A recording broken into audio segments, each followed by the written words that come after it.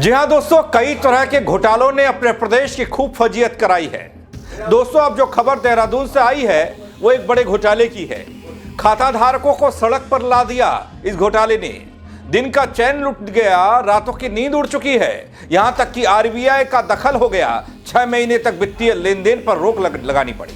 क्या है बैंक घोटाले का पूरा मामला, अपनी इस रिपोर्ट के जरिए आपको बताने के लिए आया हूं। दोस्तों नमस्कार, पहला मैं पंकज रौतेला, आप देख रहे हैं अपना उत्तराखंड न्यूज। दोस्तों, देहरादून के दर्शन लाल चौक पर अर्बन कोऑपरेटिव बैंक है। करोड़ों रुपए का घोटाला हुआ और खाता धारक सड़क पर आ गए। खाता धारकों की नींद उड़ी क्योंकि आरबीआई ने बैंक के सभी वित्तीय लेन देन पर 6 महीने तक रोक लगा दी है।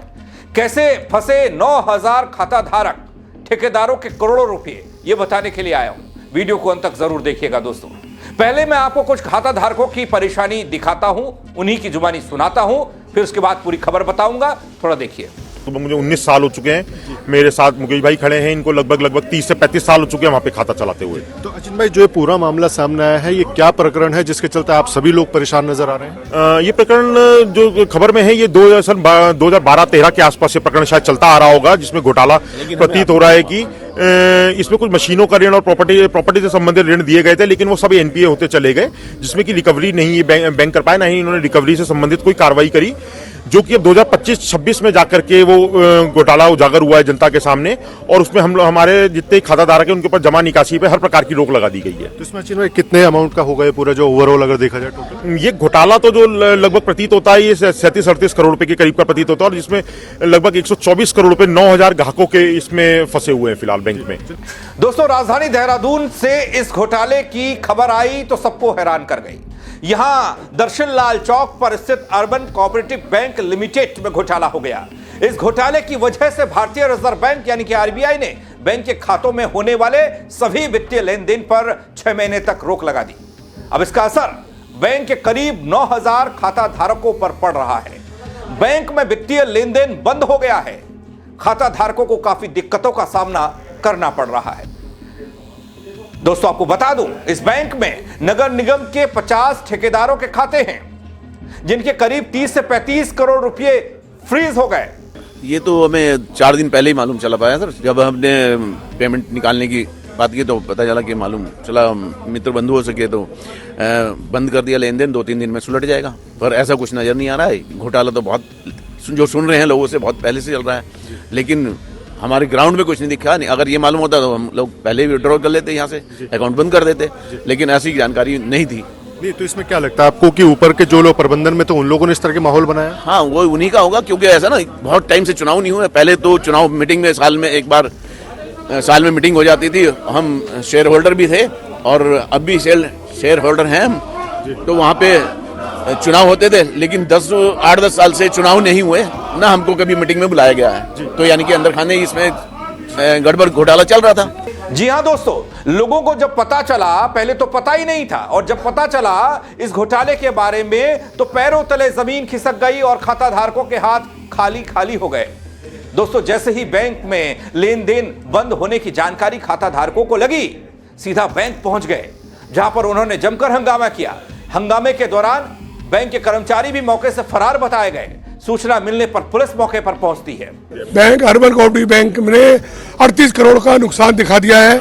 2013-14 से जो उनके सेक्रेटरी से बात हुई है कि 2013-14 से ये चल रहा है, और जो उस समय तत्कालीन R.K. बंसल जी यहाँ सेक्रेटरी हुआ करते थे, उनकी मृत्यु हो चुकी है, और वो सारा उनको ऊपर डाल रहे हैं कि उनके द्वारा ये किया गया है। जबकि 4 साल से जो बीरबल जी है वो सेक्रेटरी है। आपने 4 साल से क्या कहा? 2022 से।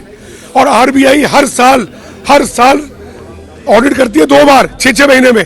बैंक का ऑडिट 6 महीने में होता है, और इनका प्राइवेट जो सीए है और जो बोर्ड कराता है वो भी है। तब ये घोटाला कहाँ गया था? आज तक वो घोटाला सामने नहीं आया। आज जब वो 38 करोड़ रुपए पहुंच गया तो इन्हें घोटाला सामने आया, और आरबीआई ने भी ये नहीं सोचा कि उन 9000 लोगों का क्या होगा, उनकी रोजी रोटी का क्या हो गया। एकदम से उस पर रोक लगा दी गई। कुछ रोक लगाते, कुछ टाइम देते, आप आहरण पे लगा देते कि 5000 निकाल लो, 10,000 निकाल लो, हम लोगों का खर्चा तो चले। उन्होंने तो बिल्कुल रोक लगा दी कि हम ना निकाल सकते, जमा कर दो, और लाके इन पे जमा कर दो, जो इनके घर भर जाए, इनके जेबें भर जाए, दोषी रिश्वतखोर अधिकारियों की जेबें भर जाए और ये लोग अपने ऐश करें और जनता जो है बेचारी सड़कों पे धक्का खाई। दरअसल दोस्तों, बैंक पहुंचे खाता धारक ठेकेदारों की माने तो साल 2013 और 14 में हुए 38 करोड़ रुपए के कथित घोटाले का ऑडिट अब किया गया है, जिस वजह से आरबीआई ने भी बैंक के वित्तीय लेन देन पर रोक लगा दी। इससे हुआ यह कि ठेकेदारों के करीब 35 करोड़ रुपए बैंक में ही फंस गए। दोस्तों, इस पूरे मामले को लेकर खाता धारकों ने बैंक अधिकारियों के खिलाफ शिकायत दर्ज कराई है। तो वहीं बैंक अधिकारियों का भी अपना तर्क है। करीब 98 करोड़ के लेन देन पर रोक लगाई गई है और फिलहाल पुलिस मामले की जांच में जुटी है। खाता धारकों की तरफ से भी कोई स्पष्ट राहत नहीं मिल पाई है। दोस्तों, यहां आपको यह भी बता दूं कि बैंक, ये वाला बैंक जिस पर महा घोटाला हुआ, साल 1973 में शुरू हुआ था। लाइसेंस को नहीं छेड़ा गया है, ठीक है, लेकिन ये जो अनियमितताएं पाई गई हैं जो रिजर्व बैंक की नॉलेज में आई हैं, ये इनकी अभी तो हकीकत जानना चाह रहे हैं ये कब से है और एक्चुअल कितनी है। अभी कौन सा घोटाला पकड़ा गया है सर? घोटाला कुछ नहीं है, ये खाली वो अनियमितताएं हैं जी। किस टाइम की पकड़ी गई है सर? ये सर जो हमारे पास रिकॉर्ड अवेलेबल है वो 13-14 से है, जब से बैंक CVS हुआ। ये आरबीआई ने पकड़ी? आरबीआई ने भी ऐसे नहीं पकड़ी, लेकिन आरबीआई ने तो टोटल फिगर पकड़ी है कि भाई इतने का डिफरेंस आ रहा। लगभग 124 करोड़? नहीं, लगभग ये 35-36 करोड़ का डिफरेंस आ रहा है। तो 124 करोड़ तो हमारा बैंक है टोटल। तो 35-36 करोड़ जो है वो है क्या, इसे देखने के लिए फॉरेंसिक ऑडिट करवाया जा रहा है। तो कोई ये मतलब आश्वस्त करता हूँ कि पैसा उनका मिलेगा, जो भी डिपॉजिट है सब मिलेगा। और यहां जब कोई घपला या इस तरह की चीजें सामने आती है, ऑडिट आरबीआई ही करता है। काफी सालों से इसमें आम जनता के खाते हैं। इस बैंक में 11 फरवरी को जानकारी मिलती है कि इस बैंक में वित्तीय लेन देन पर रोक लगी। बैंक के कर्मचारी बताते हैं कि यह रोक केवल 2 दिन के लिए है, जिसके बाद सब कुछ सामान्य हो जाएगा। हालांकि जब सोमवार को आरबीआई का सर्कुलर मिला तो उसने खाता धारकों की नींद उड़ाने का काम किया, जिसके चलते अब खाता धारक परेशान हैं। उनकी परेशानी मैंने आपको दिखाई। देहरादून के अर्बन कोऑपरेटिव बैंक में सामने आया करोड़ों रुपए का यह घोटाला और इसकी पूरी कहानी अब खाता धारकों और आम लोगों और ठेकेदारों के लिए परेशानी का सबब बन गई है। खाता धारकों की मुश्किलें अभी भी बरकरार हैं। आरबीआई की 6 महीने की रोक के कारण लोगों के पैसे फंसे हुए हैं, कोई लेन देन नहीं हो सकता। ठेकेदार सहित हजारों खाता धारक परेशान हैं, सड़क पर नारे लगाने को मजबूर हैं। पुलिस और बैंक अधिकारी मामले की जांच में जुटे हैं, लेकिन अब सवाल यह कि खाता धारक कब और कैसे अपने फंसे हुए पैसे तक पहुंच पाएंगे, उनका पैसा उन तक पहुंच पाएगा। हंगामा खूब हो रहा है, लेकिन एक अलग तरह का घोटाला। बैंक में ही पैसा सुरक्षित नहीं, बैंक में ही घपलेबाजी हो रही है।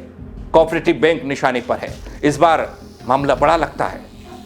इस खबर पर मेरी नजर लगातार बनी रहेगी। नई जानकारी सामने आएगी, वो भी आपको बताऊंगा अपडेट के साथ। इसलिए दोस्तों, अंत में यह कहूंगा कि आप सतर्क रहिए, अपने खातों की स्थिति चेक करते रहिए और किसी भी तरह की गड़बड़ी की सूचना तुरंत अधिकारियों को दें। पुलिस को भी दे सकते हैं। और इस खबर को लेकर आप क्या कहेंगे, कमेंट के जरिए अपनी राय दीजिएगा। खबर को शेयर कीजिएगा। मेरे साथ जुड़ने के लिए आप सबका बहुत शुक्रिया। जय उत्तराखंड नगरी।